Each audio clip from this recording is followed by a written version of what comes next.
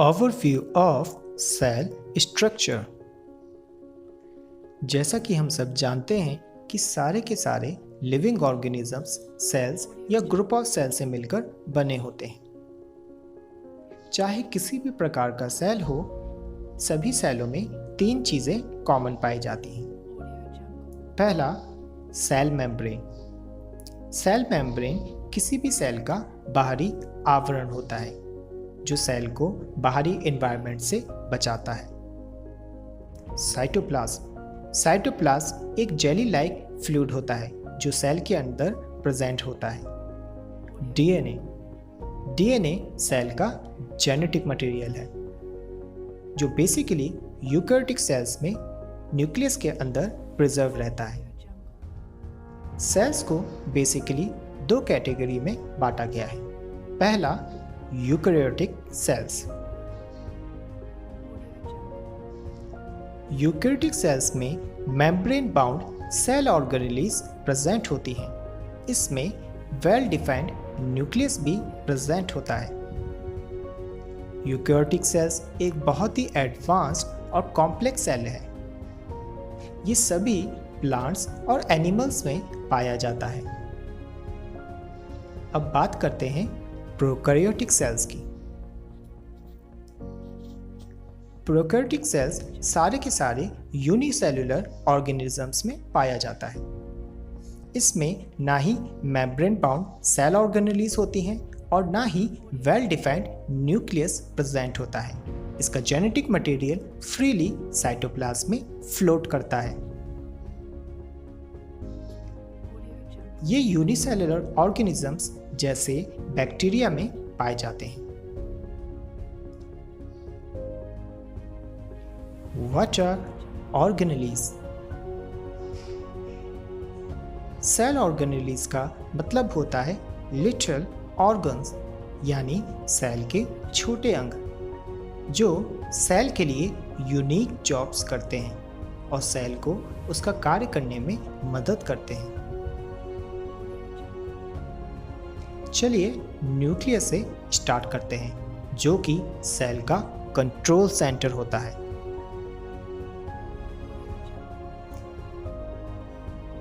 अगर न्यूक्लियर के outer structure की बात की जाए तो ये एक न्यूक्लियर एनवेलप यानी कि न्यूक्लियर मेम्ब्रेन से कवर्ड रहता है, जिसमें बीच बीच में न्यूक्लियर स्पोर्स होते हैं जिसके ज़रिए कोई भी चीज़ न्यूक्लियस के अंदर आ भी सकती है और न्यूक्लियस के बाहर जा सकती है। आइए न्यूक्लियस के इंटरनल स्ट्रक्चर की ओर बढ़ते हैं। डीएनए। न्यूक्लियस के अंदर जेनेटिक मटेरियल डीएनए क्रोमैटिन के फॉर्म्स में प्रेजेंट होता है, जिसकी वजह से न्यूक्लियस सारे के सारे सेल्स को कंट्रोल करता है। जब सेल डिवीजन होता है तब क्रोमैटिन कंडेंस्ड होके क्रोमोसोम्स में बदल जाता है और सेल की जेनेटिक जानकारियां नए सेलों में ट्रांसफर कर देता है।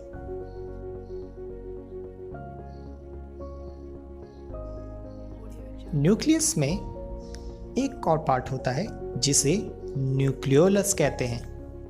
न्यूक्लियोलस आरएनए और हिस्टोन प्रोटीन से मिलकर बना होता है। न्यूक्लियोलस राइबोसोम्स का निर्माण करता है। राइबोसोम्स सेल की सबसे छोटी ऑर्गेनेली है। राइबोसोम्स न्यूक्लियर पोर्स के जरिए न्यूक्लियस से बाहर निकलते हैं और साइटोप्लाज्म में जगह जगह फैल जाते हैं। राइबोसोम्स प्रोटीन सिंथेसिस का काम करते हैं। प्रोटीन का सेल को बहुत ज़्यादा ज़रूरत होती है अपनी रेगुलर एक्टिविटीज़ करने के लिए, ग्रोथ करने के लिए और डैमेज को कंट्रोल करने के लिए। राइबोसोम्स साइटोप्लाज्म में फ्लोट करते हैं और कुछ राइबोसोम्स एक स्पेसिफिक सेल ऑर्गेनेली जिसका नाम एंडोप्लाज्मिक रेटिकुलम है उसकी सरफेस में भी एडहियर हो जाते हैं। Endoplasmic reticulum. जो राइबोसोम्स एंडोप्लाज्मिक रेटिकुलम में अटैच होते हैं उन एंडोप्लाज्मिक रेटिकुलम को रफ एंडोप्लाज्मिक रेटिकुलम कहा जाता है। पीछे की तरफ जिन एंडोप्लाज्मिक रेटिकुलम में कोई भी राइबोसोम अटैच नहीं है उन्हें स्मूथ एंडोप्लाज्मिक रेटिकुलम कहा जाता है। एंडोप्लाज्मिक रेटिकुलम बेसिकली ट्रांसफर का काम करते हैं। जैसे राइबोसोम ने जब प्रोटीन मॉलिक्यूल्स बनाए तो उन्हें ट्रांसफर करने का काम एंडोप्लाज्मिक रेटिकुलम करेंगे। एंडोप्लाज्मिक रेटिकुलम प्रोटीन मॉलिक्यूल्स को एक वेसाइकल्स में यानी कि पाउच लाइक स्ट्रक्चर में इंट्रैप्ट करके उसे गोल्गी अपैरेटस में ट्रांसफर करते हैं। प्रोटीन को एक वेसाइकल्स के अंदर, ये देखिए गोल्गी अपैरेटस की तरफ एंडोप्लाज्मिक रेटिकुलम ने प्रोटीन्स को भेज दिया है। राइबोसोम जो प्रोटीन बनाते हैं वो यूज करने लायक नहीं होते। उसे सेल को अपने यूज के लिए बनाने के लिए गोल्गी अपैरेटस की सहायता चाहिए होती है। गोल्गी अपैरेटस इन प्रोटीन वेसाइकल्स को प्रोसेस करता है, इनके स्ट्रक्चर को, इसके कॉम्प्लेक्स स्ट्रक्चर को में कुछ बदलाव लाता है, इसमें कुछ ग्रुप्स जोड़ता है जैसे कि लिपिड्स और कार्बोहाइड्रेट्स। ये ग्रुप जुड़ के और इसके कॉम्प्लेक्स स्ट्रक्चर में कुछ बदलाव आके ये प्रोटीन सेल के यूज करने लायक बन जाता है, जिसे साइटोप्लाज्म में और दूसरे सेल ऑर्गेनेल्स में ट्रांसफर कर दिया जाता है। गोल्गी अपैरेटस एक और वेसाइकुलर स्ट्रक्चर सेक्रेट करता है जिसका नाम होता है लाइसोसोम। अब आइए वैक्यूल्स के बारे में देख लेते हैं।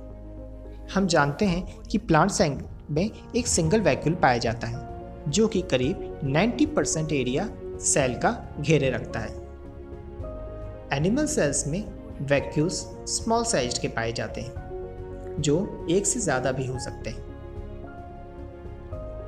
इसमें डिफरेंट मटेरियल्स स्टोर किए जाते हैं। प्लांट में पाए जाने वैक्यूल्स में बेसिकली वाटर स्टोर रहता है और एनिमल्स में पाए जाने वैक्यूल्स में बेसिकली फैट्स और दूसरे सॉल्ट्स और फूड पार्टिकल्स स्टोर रहते हैं।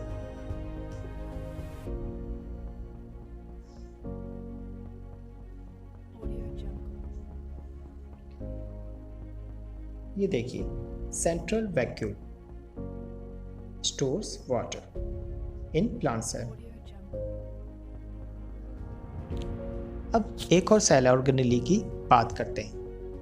गोल्गी अपैरेटस एक वेसाइकुलर सेल ऑर्गेनेली को सेक्रेट करता है जिसका नाम होता है लाइसोसोम। लाइसोसोम को गार्बेज कलेक्टर्स भी कहा जाता है। यह सेल में पाए जाने वाले फॉरेन मटेरियल्स, डेब्रिस और हार्मफुल पार्टिकल्स को इंगल्फ कर लेता है और इसे डाइजेस्ट करके डिस्ट्रॉय कर देता है।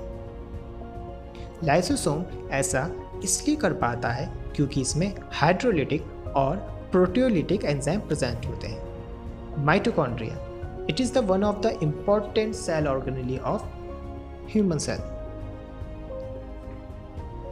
माइटोकॉन्ड्रिया एटीपी जनरेशन में हेल्पफुल होता है। इसे सेल का पावर हाउस भी कहा जाता है क्योंकि यहाँ पे सेलुलर रेस्पिरेशन की सहायता से एटीपी का निर्माण होता है जिसको एनर्जी के रूप में इस्तेमाल करके सेल अपना कार्य करती है।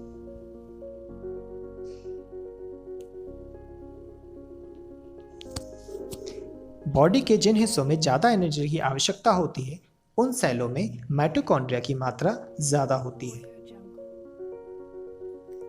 अब बात करते हैं कि how the cell maintain its shape.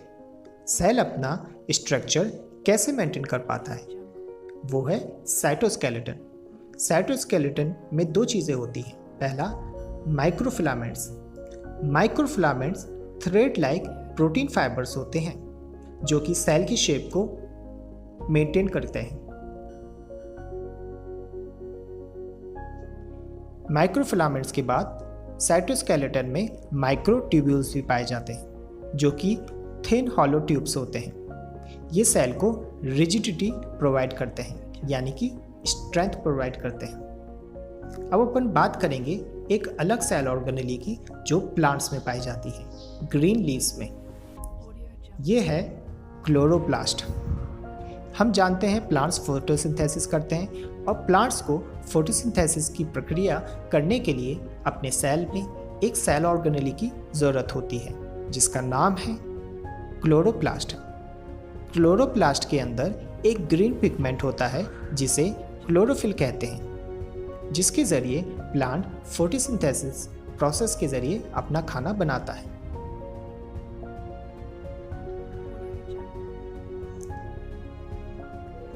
अब हम प्लांट सेल में स्ट्रक्चर की बात करते हैं। हमने जैसे पढ़ा था कि प्लांट में 2 सेल मेम्ब्रेन्स होती हैं, एक इंटरनल दूसरी एक्सटर्नल। जो इंटरनल मेम्ब्रेन होती है वो कहलाती है सेल मेम्ब्रेन और जो आउटर मेम्ब्रेन होती है वो कहलाती है cell wall. Cell wall extra support और प्रोटेक्शन प्रोवाइड करता है और ये सेलुलोज से बना होता है। एनिमल सेल में सिर्फ एक ही सेल मेम्ब्रेन होती है जिसे प्लाज्मा मेम्ब्रेन भी कहते हैं। इसके अलावा हम अदर यूनिक स्ट्रक्चर्स देखेंगे। ये यूनिक स्ट्रक्चर्स कुछ ही सेल्स में पाए जाते हैं उनकी फंक्शनिंग के हिसाब से। पहला, सीलिया। अगर ह्यूमंस की बात की जाए तो ह्यूमंस में रेस्पिरेटरी ट्रैक्ट में पाए जाने वाले सेल्स में सीलिया प्रेजेंट होता है। सीलिया एक हेयर लाइक प्रोजेक्शन होता है जो कि अपनी ही जगह पर रह के मूवमेंट करता है और डेब्रिस और फॉरेन पार्टिकल्स को इंट्रैप्ट कर लेता है और उसे रोक लेता है और अपनी बॉडी में कफ स्नीचिंग के जरिए उसे बाहर निकाल दिया जाता है। एक तरह से ये रेस्पिरेटरी ट्रैक्ट में कोई भी फॉरेन पार्टिकल्स, डस्ट मटेरियल्स को एंटर करने से रोकता है। अब हम दूसरे यूनिक स्ट्रक्चर की बात करेंगे, वो है फ्लैजेला। फ्लैजेला एक यूनिक स्ट्रक्चर है जो बैक्टीरिया में भी पाया जाता है। ये टेल लाइक स्ट्रक्चर है, जैसे कि आप देख सकते हैं। ये बैक्टीरिया को मूवमेंट करने में मदद करता है। ये एक छोटी पूंछ की तरह होता है जिसके वजह से ऑर्गेनिजम्स मूव कर पाता है। ऐसे ही ह्यूमन बॉडी में सिर्फ स्पर्म सेल ही है जिसमें फ्लैजेलम प्रेजेंट होता है, जिसके जरिए स्पर्म सेल्स मूवमेंट कर पाते हैं। तो आज हमने स्ट्रक्चर ऑफ सेल देखा, उसकी फंक्शंस देखे। अब हम कुछ समरी पॉइंट्स के बारे में बात करेंगे। जैसा कि हम जानते हैं कि सारे के सारे यूकैरियोटिक सेल्स में न्यूक्लियस होता है वेल डिफाइंड और मेम्ब्रेन इनक्लोज्ड सेल ऑर्गेनेलीज पाई जाती हैं। प्रोकैरियोटिक सेल्स में यूनिसेल्युलर ऑर्गेनिजम्स होते हैं जिसमें ना ही न्यूक्लियस प्रेजेंट होता है और ना ही मेम्ब्रेन बाउंड सेल ऑर्गेनेलीज। चाहे कोई भी टाइप का सेल हो, सभी में सेल मेम्ब्रेन, साइटोप्लाज्म और जेनेटिक मटेरियल के रूप में डीएनए प्रेजेंट होता है।